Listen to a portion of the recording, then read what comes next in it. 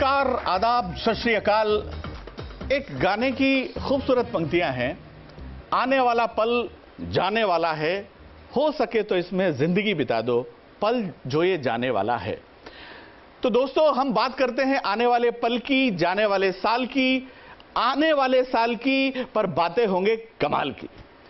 मित्रों, हम बातें करेंगे मोदी जी की मतवाली चाल की, आडवाणी जी के भविष्यकाल की, राहुल गांधी के भावी ससुराल की और केजरीवाल की।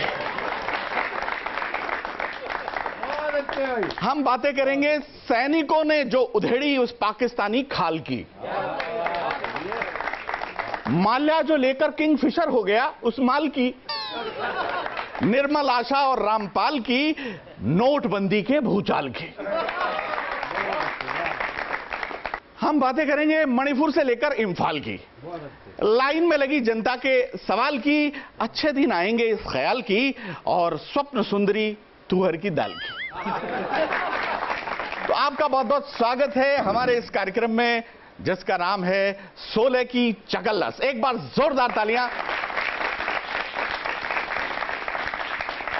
हमारे बीच में कुछ विशेष मेहमान हैं, कविगण हैं। आइए मैं उनसे आपको रूबरू कराता हूं, उनसे आपको परिचित करवाता हूं।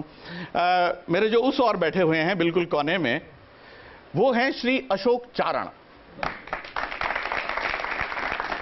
वो अजमेर केकड़ी से हमारे बीच में हैं, और चूंकि उनके नाम में चारण लगा हुआ है, वो रण की बात करते हैं, युद्ध की बात करते हैं, और मूल्य के मरण की बात करते हैं, और संस्कृति के क्षरण की बात करें। जरा जोरदार तालियां भाई अशोक चारण के लिए। आप वीर रस के बहुत ही अद्भुत कवि हैं, और उनके पास में जो बैठी हैं वो हैं ममता शर्मा। ये आगरा से हमारे बीच में है।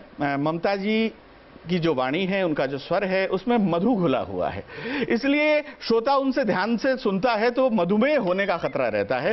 वो इतना मीठा उनका स्वर है, वो बहुत श्रेष्ठ पैरोडीकार हैं। जरा जोरदार तालियां एक बार ममता शर्मा जी के लिए। और उनके पास जो बैठे हैं, देखिए बिल्कुल चिर युवा हैं, और उन्हें देखकर कई बार मैं कहता हूं कि उन्होंने अपनी आयु पर हाई कोर्ट से स्टे लिया हुआ है। वो न आगे होते हैं न पीछे होते हैं। और मैं उनके बारे में एक विशेष बात कहता हूं, वो हमारे कवियों के भोलेनाथ हैं। वो सुरों और असुरों के समान प्रिय हैं, बहुत मस्त आदमी हैं। अभी हरियाणा गौरव से सरकार ने उन्हें सम्मानित किया है मित्रों, और हरियाणा गौरव के सम्मान में उन्हें एक बस का पास दिया है। और वो बस का पास इसलिए कि सरकार के पास ऑटो का उपलब्ध नहीं था, पास दिया है। और ये इतने मस्त आदमी हैं, तालियां इसलिए बजा सकते हैं कि ये वो पास अपनी जेब में रखते हैं, रेलवे स्टेशन जाते हैं और कुली से पूछते हैं कि रोहतक जाने वाली फ्लाइट कौन से प्लेटफॉर्म पर आएगी। अरुण जैनी, जरा जोरदार तालियां एक बार अरुण जैनी के लिए।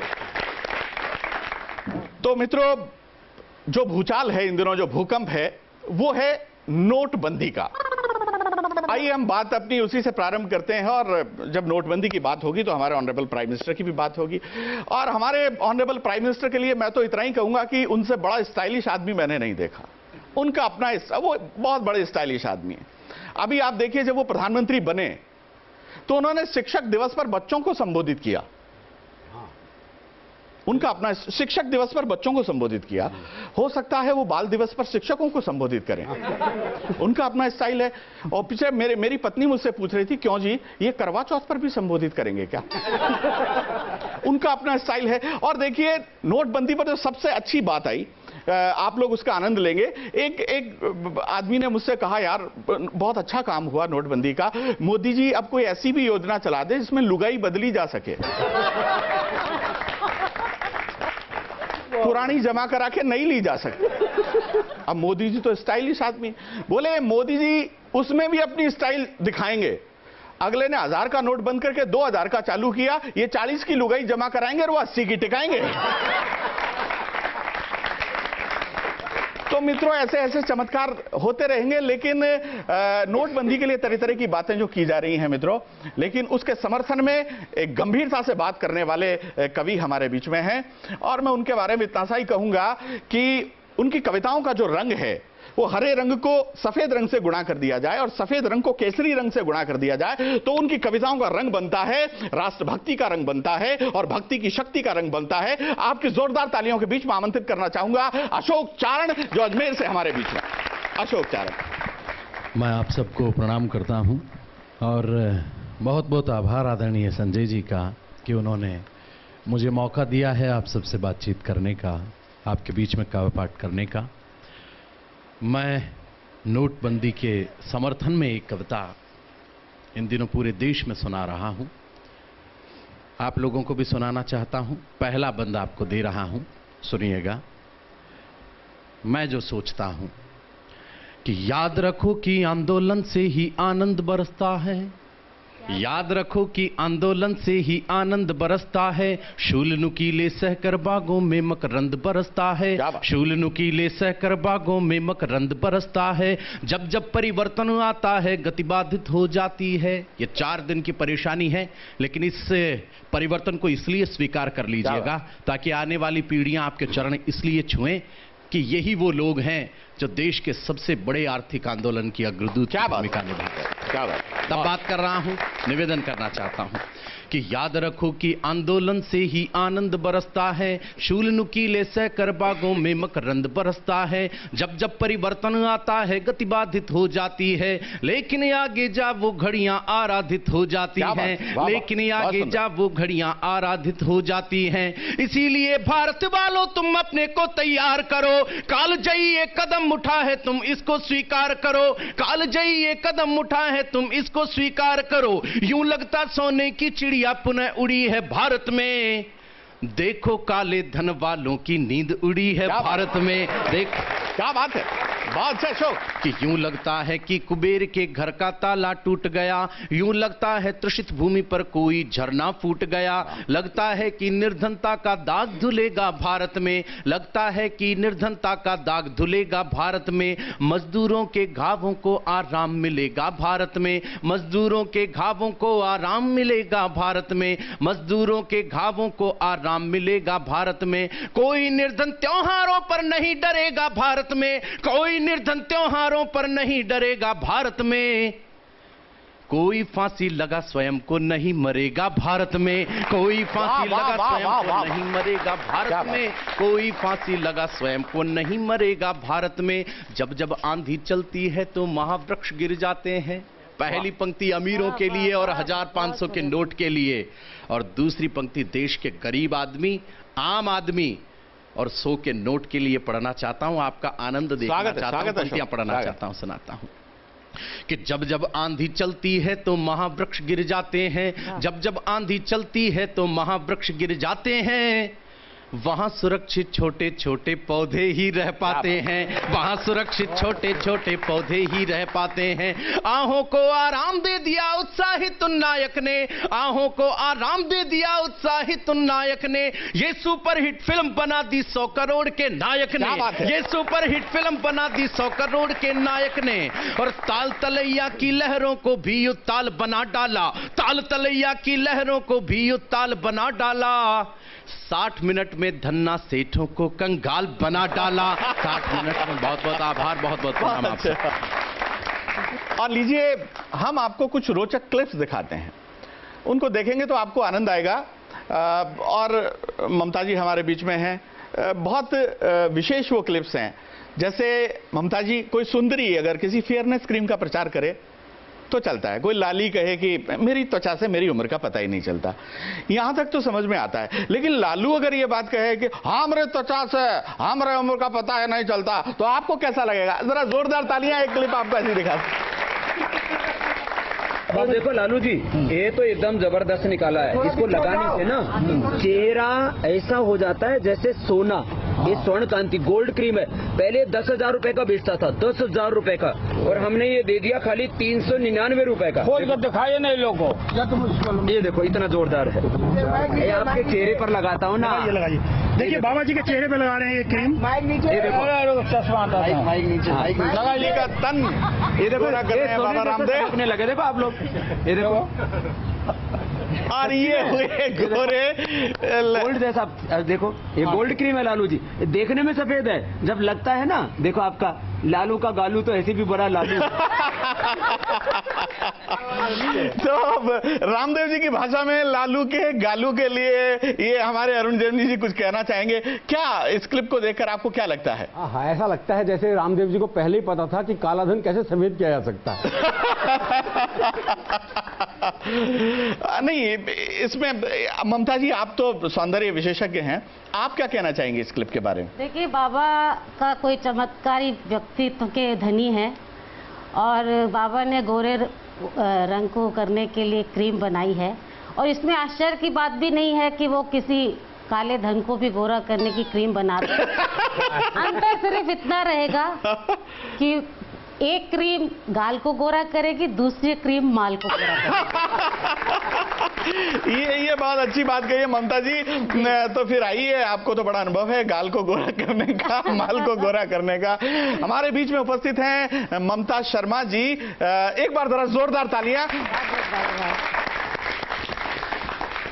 आप अभी लालू जी का जिक्र कर रहे थे, मुझे नहीं मालूम लालू जी देश के कितने काम आए हैं या ना आए हैं, लेकिन हम कवियों के बहुत काम आए हैं। एक मेरी बहुत चर्चित कविता है लालू जी के लिए, फैमिली प्लानिंग के ऊपर। ये बहुत अच्छी पैरोडी है, मैं पढ़ती हूँ, आप लोगों का आशीर्वाद मुझे मिले। स्वागत है, स्वागत है। अनुमति लेती हूँ। कि बच्चे नौ ही अच्छे, कि बच्चे नौ ही अच्छे, ये नौ बच्चे लालू की छवि के प्रतीक है सच्चे। बच्चे नौ ही अच्छे, बहुत अच्छे। कि लालू का संदेश है ये, क्या बात? हम सबको उपदेश है ये। कम से कम 9 बच्चे हो, 10 हो और भी अच्छे हो। कम से कम 9 बच्चे हो, 10 हो और भी अच्छे हो। क्या बात है ममता? जितनी होगी आबादी, कौम बनेगी फौलादी। बच्चे पैदा खूब करो, खा खा रबड़ी के लच्छे। बच्चे नौ ही अच्छे, कि क्या चिंता कैसा डरना, बच्चों को पैदा करना। क्या बात है? नर नारी का प्यार है ये, जन्म सिद्ध अधिकार है ये। बच्चे पैदा खूब करो, देश के सारे कष्ट हरो। ये बच्चे शत्रु के उड़ा देंगे पल में पर खच्चे। बच्चे नौ ही अच्छे, बच्चे नौ ही अच्छे, बच्चे नौ ही अच्छे, बच्चे नौ ही अच्छे। पक्ष का नेता हूं, मैं दबाव डाल सकता हूं जो मैं कर रहा हूं, मगर मैं डिसीजन तो नहीं ले सकता ना। मैं किसान के लिए आलू की फैक्ट्री तो नहीं खोल सकता। तो राहुल गांधी जी ऐसी बातें करेंगे तो भूकंप आएगा ना यार। जरा जोरदार तालियां राहुल जी के लिए। और हमारे बीच में भी एक इतना ही मासूम आदमी बैठा हुआ है, मैं उस मासूम आदमी को बुलाना चाहता हूं। उस मासूम आदमी का नाम है अरुण जेटली। जरा जोरदार तालियां अरुण जेटली जी के लिए। आपके लिए आने वाला वर्ष मंगलमय हो, आनंदमय हो और 2000 और 500 के नोट से भरा पूरा हो। यही शुभकामनाएं दी जा सकती हैं। आजकल ये नोटबंदी के समर्थन में अशोक चारण जी बात कर रहे थे, मेरे को एक शेर याद आता है नरेश निसार जी का। जी जी। बचा ली लाज मेरी मुफलिसी की नोटबंदी ने। वाह। बचा ली लाज मेरी मुफलिसी की नोटबंदी ने, मैं कहता फिर रहा हूं बैंक से पैसे नहीं निकले। हाय हाय, क्या बात है, क्या बात है। तो क्या पक्ष में भी बात कही जा सकती है और विपक्ष में तो कितनी ही कही जा सकती है साहब। हमें पता है क्या स्थिति हो रही है। वो 2000 का नोट तो देखा ही होगा आपने। वो मेरे दोस्त ने बेचारे ने एटीएम से किसी तरह 2 नोट लिया है 4000 बदलवा के, रात को आके सो गया। सुबह पत्नी ने उठाया, बोले तुम लॉटरी कब से खेलने लगे? बोले क्यों, क्या हुआ? बोले कुछ नहीं, तुम्हारी जेब में 2 लॉटरी के टिकट थे, मैंने फाड़ के फेंक दिए। एक कविता आपको सुनाता हूं। स्वागत है, स्वागत है। ये मैंने एक नया प्रयोग किया है। मैंने कल्पना करी है कि स्वर्ग में जितने देवी देवता हैं उनके वाहन कितने युगों से काम कर रहे हैं, तो उन्हें भी छुट्टी चाहिए। वहां भी जानवर अधिकार आयोग पहुंच चुका है। तो उन्होंने कहा कि आप आवाज उठाओ। बिल्कुल बिल्कुल। तो ब्रह्मा जी को सरपंच बना दिया गया है क्योंकि उनके पास वाहन नहीं है बस। तो बाकी वाहन आते अपने अपने तर्क देते हैं कि हमें छुट्टी क्यों चाहिए। एक एक तर्क पर आपका ध्यान चाहूंगा। स्वागत, स्वागत। सबसे पहले पक्षीराज गरुड़ आए, बोले विष्णु जी शिव जी से मिलने प्रतिदिन जाते हैं, उनसे बतियाते हैं, उनका तो कुछ नहीं जाता, पर शिव जी के गले पड़े सांप देखकर मेरे मुंह में पानी भर आता है। इतने स्वस्थ, इतने लजीज, इतने पौष्टिक सांप मेरी जगह होते तो क्या करते आप? क्या बात है। कुछ दिन मैं भरपेट सांप खाना चाहता हूं, इसलिए छुट्टियां लेकर हिंदुस्तान जाना चाहता हूं। हाय हाय, क्या बात है भाई, बहुत अच्छे, बहुत अच्छे अरुण जी। भारत ने बहुत सारे सांप संभाल रखे हैं, अपनी आस्तीन में पाल रखे। हाय हाय, क्या बात है, क्या बात है, बहुत अच्छे, बहुत अच्छे। चूहे से पूछा गया छुट्टी क्यों चाहिए बताओ?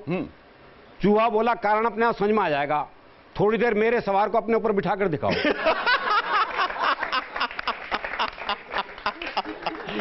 2 मिनट में करने लगोगे हाय हाय। वो सवार और ये सवारी, इतना बड़ा अन्याय। महाराज मुझे न्याय चाहिए 100%, छुट्टी क्या, मुझे तो चाहिए रिटायरमेंट। उधर गधा चल रहा था घास, ब्रह्मा जी खुद गए उसके पास। अच्छा, बोले तुम्हें भी छुट्टी चाहिए? गधा बोला मिल जाए तो ठीक है भैया। सॉरी ब्रह्मा जी, बिना सोचे समझे क्या बक गया हूं, असली बात यह है कि मैं बाप बनते बनते थक गया। हाय हाय, हाय हाय, बहुत बढ़िया बात है। असली बात यह है कि मैं बाप बनते बनते थक गया हूं भाई। छुट्टी मिल जाए तो जरा सुर में रेखना चाहता हूं, और जिन्होंने मुझे हर मौके पर बाप बनाया उनकी माएं देखना चाहता हूं।